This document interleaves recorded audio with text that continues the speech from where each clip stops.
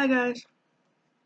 So today I have a book called Owls in the Family by Farley Mowat. And on the back here there's a little picture. That's him with his dogs.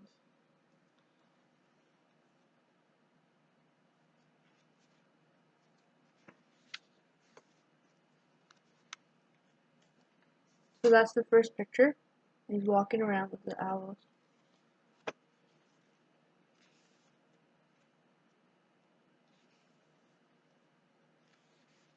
Chapter 1.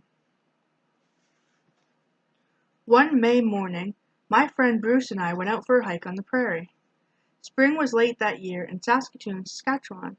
Snowdrifts still clung along the steep banks of the river in the shelter of the cottonwood trees. The river was icy with thaw water. As we crossed over the railroad bridge we could feel a cold breath rising from it. But we felt another breath, a gentle one, blowing across the distant wheat fields, smelling like the warm sun shining on soft mud. It was the spring wind, and the smell of it made us walk faster.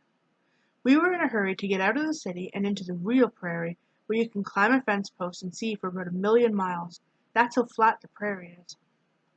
The great thing about Saskatoon was the way it ended sharp all around its edges.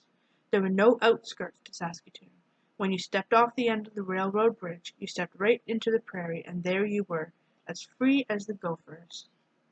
Gophers were the commonest thing on the prairie. The little mounds of yellow dirt around their burrows were so thick, sometimes it looked as if the fields had yellow measles. But this day Bruce and I weren't interested in gophers. We were looking for an owl's nest. We had decided that we wanted some pet owls, and if you want pet owls you have to find a nest and get the young ones out of it. We headed for the nearest of the clumps of cottonwood trees that dot the prairies, which are called bluffs out in Saskatchewan. The ground was spongy under our sneakers, and it squooshed what's a weird word, and it squooshed when we hit a wet place. A big jackrabbit bounced up right under my feet, and it scared me so much that I jumped almost as high as he did. And as we came nearer the bluff, 2 crows came zooming out of it and swooped down upon us, cawing their heads off. Bluffs are funny things in the spring. The cottonwood trees shed a kind of a white fluffy stuff that looks like snow. Sometimes it's so thick that it comes right up over the top of your sneakers, and you get a queer feeling that you really are walking through snow, even though the sun on your back is making you sweat right through your shirt. We walked through this bluff, scuffing our feet in the cottonwood snow and stirring it up in clouds. We kept looking up, and after a while, sure enough, we saw a big mess of twigs high up in the poplar. Here's them getting scared by the rabbit.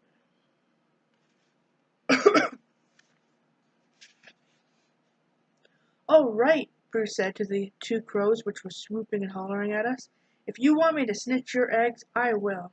With that he handed me his haversack and began to shinny up the tree. It was an easy climb because cottonwood poplars always had a lot of branches. When he got to the nest and looked into it, I yelled up at him, "Are there any eggs?" Bruce grinned, but he wouldn't answer.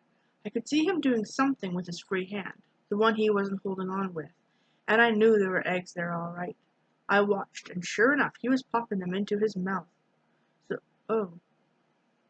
I watched, and sure enough he was popping them into his mouth so that he could carry them down out of the tree.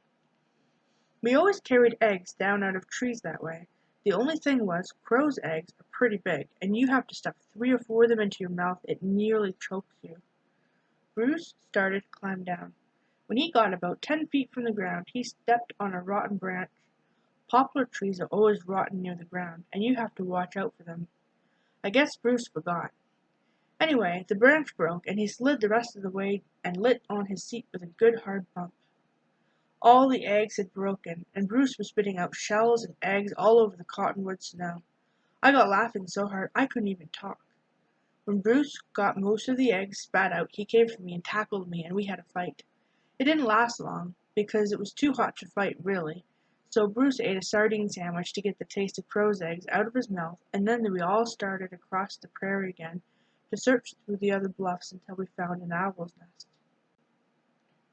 I guess we had searched about 100 bluffs that morning, but we never saw an owl. We were getting hungry by then, so we made a sort of nest for ourselves on the ground out of poplar, snow, and branches, curled up in it, and opened our haversacks. Bruce had sandwiches and a lemon in his. He was the only boy I ever knew who liked to eat lemons. He said they were better than oranges any day of the week.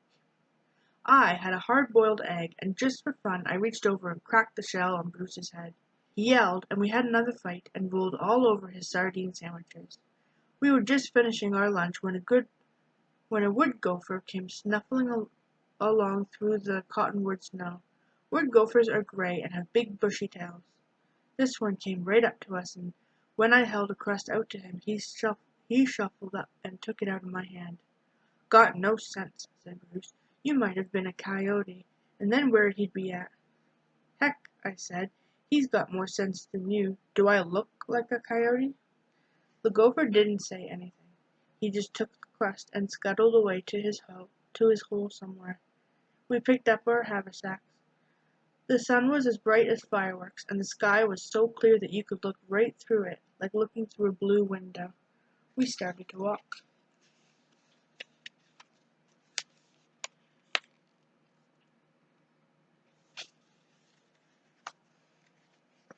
All of a sudden, Bruce stopped so fast that I bumped into him. "Lookee," he said, and pointed to a bluff about half a mile away. There must have been a million crows around it. It looked as if the bluff was on fire and filling the sky with black smoke. That's how many crows there were. When you see a bunch of crows all yelling their heads off at something, you can almost bet it's an owl they're after. Crows and owls hate each other, and when a crow spots an owl, he'll call every other crow for miles, and they'll all join in and mob the owl. We headed for that bluff at a run. The crows saw us. Coming, but they were too excited to pay much attention. We were nearly deaf with the racket by the time we reached the edge of the trees. I was ahead of Bruce when I saw something big and slow go drifting out of one poplar and into another. It was a great horned owl, the biggest kind of owl there is, and soon as it flew, the whole lot of crows came swooping down on it, cawing like fury. I noticed they were careful not to get too close. Bruce and I started to hunt for the nest. After a while, the owl got more worried about us than about the crows, and away he went. He flew low over the fields, almost touching the ground. That way the crows couldn't dive on him.